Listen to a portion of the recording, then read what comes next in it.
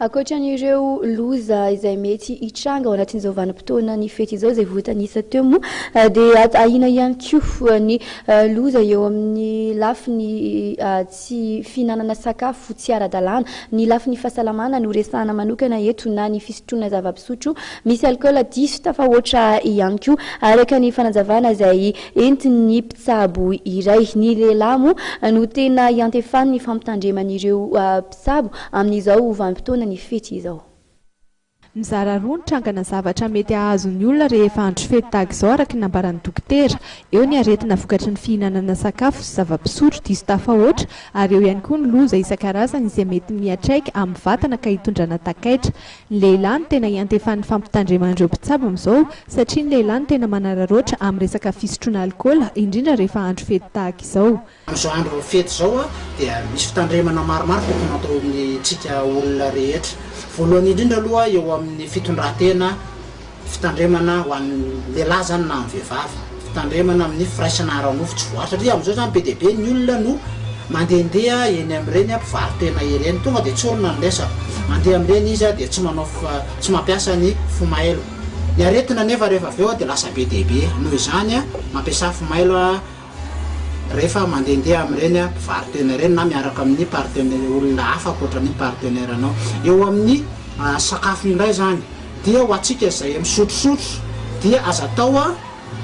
mihoatra be loatra le dose hohanina, tsy misy anjarana roa mihitsy aza misotro fa aza atao mihoatra ny zavatra hoe fantatrao eto ny zakako. Manarak'izay ny ho anareo izay mandeha mifety any amin'ireny toeram-pilanonana ireny ka misy ny antsoina hoe areti-kibo miseho na fandoavana be olona roa na telo ny ray vo na efatra dia manatoa na mpitsabo fa aza metika rery any an-trano any hoe menatra hoe narary-kibo fa diso nihinana loatra zay manko ny tafiditra ao anatin'ilay hoe fanampozinana ara-sakafo na ny infection alimentaire. Manarak'izay ho an'ireo olona lay misotro alcool dia tratran'ny hoe coma éthylique moa zany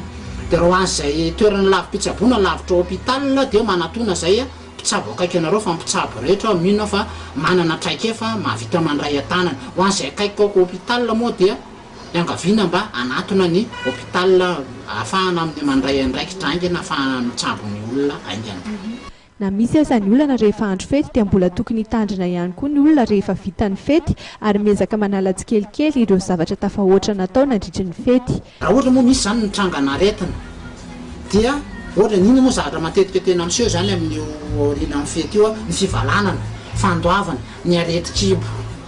dia ny sakafo mavesatra be fotsiny zany no tsy dia atao be loatra rehefa ao aorinan'ny fety. Indrindra dia ho antsika rehetra izay misotrosotro zany ho an'ny olona misotro